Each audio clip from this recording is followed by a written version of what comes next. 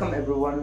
आज हम बात करेंगे कि डीएन कॉलेज में आपने एडमिशन का फॉर्म भरवाया है, लेकिन आपको वहाँ में पीडीएफ में आपका नाम है, लेकिन आपका मोबाइल में मैसेज नहीं आया, और आपका मोबाइल में मैसेज आया है लेकिन आपका नाम पीडीएफ फाइल में नहीं है, सिलेक्शन लिस्ट में नहीं है। उसके बाद अगर आपको कुछ प्रॉब्लम्स है, आपका परसेंटेज हाई है लेकिन आपको सिलेक्ट नहीं किया और आपका दोस्त को सिलेक्ट कर लिया, और एनआईओएस के बारे में एक ओपन में जो पास किया है उसके बारे में बात करेंगे, और जो ओपन कोटा और कैचमेंट कोटा के बारे में हम अभी यहाँ डिस्कस करेंगे, क्योंकि अभी सिलेक्शन लिस्ट निकल चुका है। उसके बाद हमें क्या करना है, आगे किस तरह से एडमिशन करना है, कैसा नेक्स्ट स्टेप लेना है, और अगर आपका सिलेक्शन नहीं हुआ तो आपको क्या करना है, तो हम उसके बारे में अभी डिस्कस करेंगे। तो चलिए शुरू करते हैं।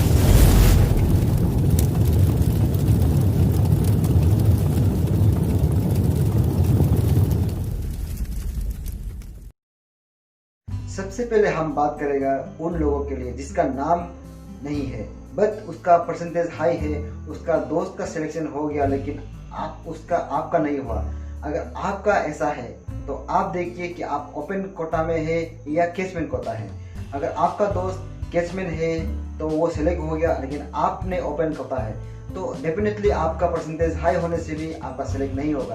तो लिस्ट को देखिए, लिस्ट का परसेंटेज को देखिए, सबसे ऊपर में कितना परसेंटेज है और सबसे लास्ट में लोएस्ट कितना को चॉइस किया है, लोएस्ट कितना को सिलेक्ट किया है, उसको देखिए। उसके बाद आपका अपना परसेंटेज को मिला लीजिए। अगर आपका दोस्त भी ओपन में है और आप भी ओपन कोटा है लेकिन आपका दोस्त को मिल गया और आपको नहीं मिला और आपका परसेंटेज उससे हाई है, तो आप डीएन कॉलेज में जाके कंप्लेन कर सकते हैं। इधर आप का दोस्त ओपन कोटा में है और आप कैचमेंट में है और आपका दोस्त का परसेंटेज आपसे लो है और ओपन कोटा में उसको मिल गया और आपका परसेंटेज हाई है लेकिन आपको कैचमेंट में नहीं मिला, तो आप भी उस समय जाके डीएन कॉलेज में एक एप्लीकेशन ड्राफ्ट करके आप अपना प्रॉब्लम को बता सकते हैं। नंबर 2, आपका सिलेक्शन हो गया और आपको कुछ आइडिया नहीं है अभी क्या करना है और आपको कुछ पता नहीं है आपको नेक्स्ट स्टेप क्या करना है, तो मैं बताता हूँ आपको कि आपका नाम सिलेक्शन हो गया और आपका मैसेज भी आया है, तो आपको कुछ नहीं करना है। जो पे स्लिप आपने लिया है, जो पे रिसिप्ट आपने लिया है, जब फॉर्म भरवाते समय, फॉर्म सबमिशन करते समय, रजिस्ट्रेशन के लिए आप फॉर्म भरवाता है उस समय रिसिप्ट मिला है, उसको लेके कोई भी साइबर में जाइए। उसमें जाके साइबर में आपका एडमिशन करवाना है। उसके बाद एडमिशन करवाने के बाद जब डीएन कॉलेज आपको नोटिफिकेशन देता है कि आपका फॉर्म को सबमिट करो बोलने से, तब आपका जो एडमिशन फी रिसिप्ट है और प्लस अभी का जो रजिस्ट्रेशन फी रिसिप्ट है, दोनों को साथ में आपने जो जो डॉक्यूमेंट दिया है उसको जब डीएन कॉलेज से नोटिफिकेशन आएगा तो उस समय उसको आप सबमिट करना है।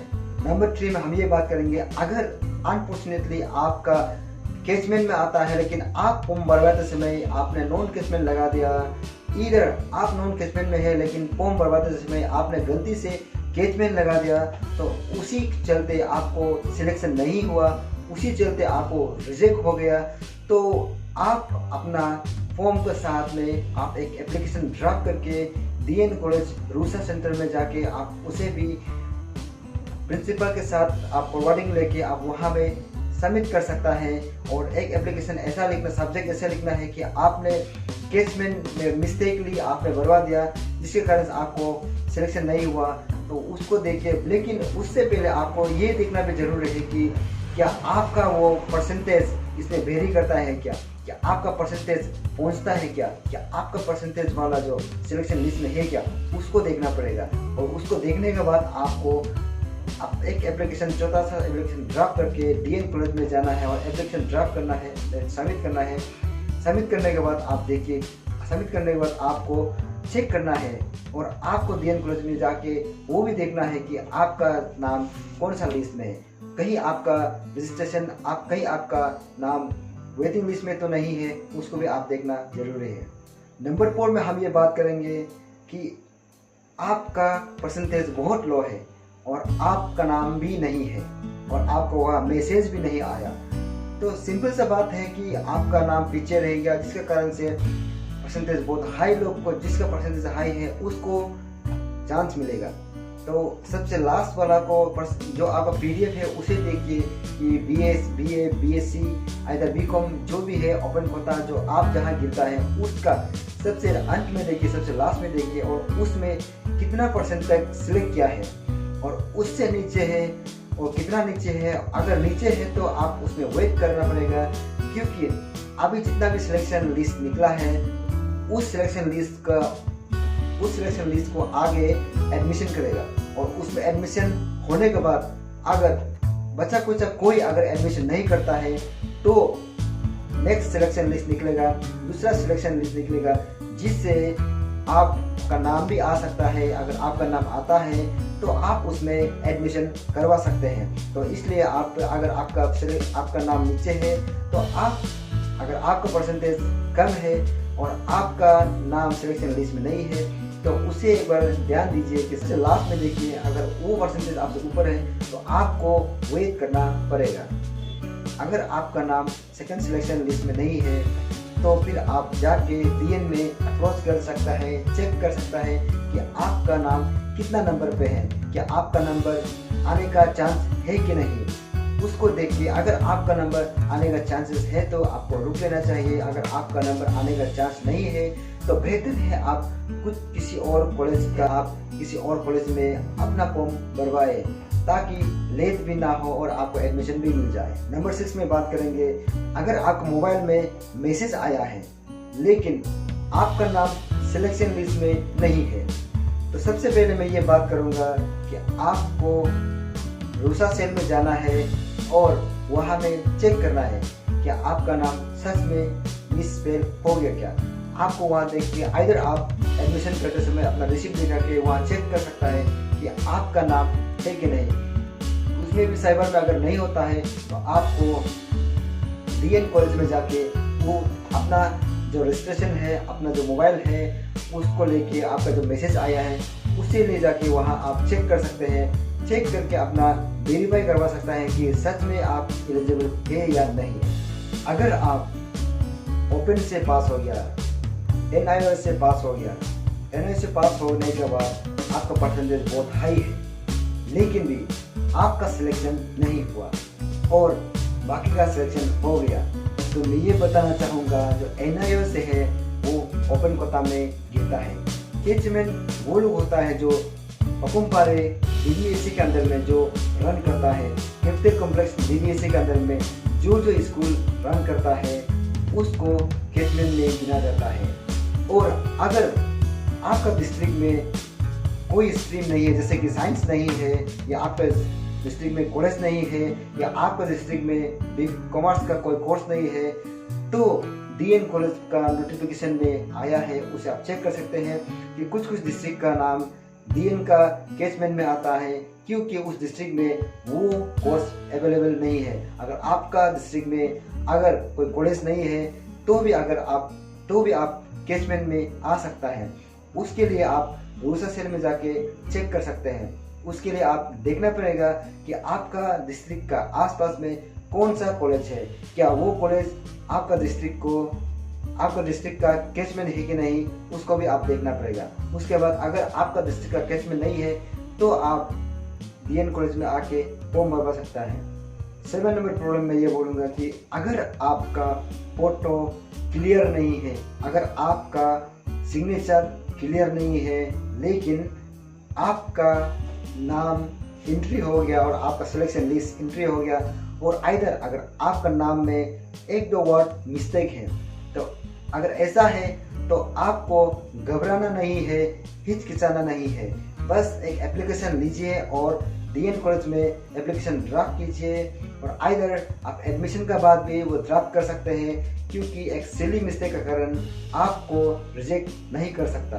क्योंकि DN कॉलेज में जो भी आदमी सिलेक्शन करता है वो हाईली क्वालिफाइड लोग रहता है, हाईली इंटेलेक्चुअल लोग रहता है, जो एक्सपर्ट लोग रहता है, वो देख के सिलेक्ट करता है। बट कभी कभी आपका मिस हो जाता है या आपका कारण से, आप फॉर्म भरवाने के कारण से थोड़ा सा सिली मिस्टेक होता है जिसके कारण से अगर आपका नाम कट जाता है तो आप जाके वहाँ एप्लीकेशन दे सकता है और एप्लीकेशन देने से आपका प्रॉब्लम कैसा सॉल्व करना वो रूसा वाला और DN कॉलेज वाला आपको बताएगा। अगर आपको कंफ्यूज है कौन सा दिन में एडमिशन करना चाहिए, तो मैं ये बोलना चाहूँगा कि एडमिशन ना तो आप फर्स्ट दिन में कीजिए, ना तो आप लास्ट दिन में कीजिए। एडमिशन आप करना हो तो कोई साइबर में करना हो या कहीं भी करना हो, तो आपको करना है एक दिन का बाद, आइदर लास्ट सबमिशन डेट से एक दिन का पहले आपको करना चाहिए। क्यों करना चाहिए? इसका ये रीज़न है कि अगर फर्स्ट दिन में करेगा तो उसी समय में कभी कभी नेटवर्क प्रॉब्लम होता है, जिसके कारण आपका पैसा कट सकता है। कभी कभी कॉलेज में स्टाफ कम होने के कारण से सर्वर लेट से ऑन होता है, जिसके कारण आपको बहुत वेट करना पड़ सकता है। और लास्ट में क्यों नहीं करना है? लास्ट में इसलिए नहीं करना है क्योंकि लास्ट समय में सब साइबर बिजी होता है। कहीं ऐसा ना हो कि आप जब फॉर्म भरवा रहा होगा तो उस समय में बाकी लोग भी भरवा रहा होगा, जिसके कारण आपका नेट स्लो होगा और आपका पेमेंट पेंडिंग में जा सकता है और आपका फॉर्म अधूरा में रह सकता है। इसलिए मेरा एडवाइस है लास्ट में कीजिए, लास्ट का पहला आखिरी दिन, लास्ट दिन का एक दिन आगे में कीजिए या एक दिन का फर्स्ट दिन का एक दिन पीछे में कीजिए। बीच में करने से क्या होता है कि आपके लिए टाइम भी रहता है और आराम से सॉर्ट आउट भी कर सकता है। अगर आपका नंबर गायब हो गया, जब आप रजिस्ट्रेशन करते समय जो नंबर बनाया था वो नंबर गायब हो गया और आपका ईमेल भी गायब हो गया, इधर ईमेल का पासवर्ड भूल गया, तो आपको कुछ आइडिया नहीं है, तो आप मालूम नहीं है, तो आपको क्या करना है कि आप डीएन कॉलेज में जाके फॉर्म भरवाना है, एक एप्लीकेशन भरवाना है जिसमें लिखना चाहिए कि आपका मोबाइल नंबर गायब हो गया जो रजिस्ट्रेशन किया था और आइदर आपका ईमेल को याद नहीं है। तो ऐसा आप लास्ट डेट से पहले जाके करना चाहिए ताकि वो लोग आपको एक दिन पहले दे सके। अगर आप वो उसको नहीं करेगा, लास्ट दिन में करेगा, तो लास्ट दिन में बहुत बिजी होता है, जिसके कारण से आपको बहुत बड़ा नुकसान पहुंच सकता है। अगर आप मिस्टेकली गलती से फॉर्म भरवा रहा था लेकिन गलती हो गया और आपने पेमेंट नहीं किया, इधर आपने किसी भाई को, किसी भैया को, किसी साइबर में करने दिया लेकिन उसने कंप्लीट नहीं किया और आपका नाम सिलेक्शन लिस्ट में नहीं है क्योंकि आपने फॉर्म नहीं भरवाया, तो उस समय में आपको क्या करना चाहिए? तो उस समय में आपको ये करना है कि क्योंकि आपने फॉर्म नहीं भरवाया जिसके कारण आपका नाम नहीं है, इसीलिए आपको होपलेस होके नहीं बैठना है। आपको अगर डीएन कॉलेज में पढ़ना ही है तो आपको कुछ समय के लिए वेट करना चाहिए।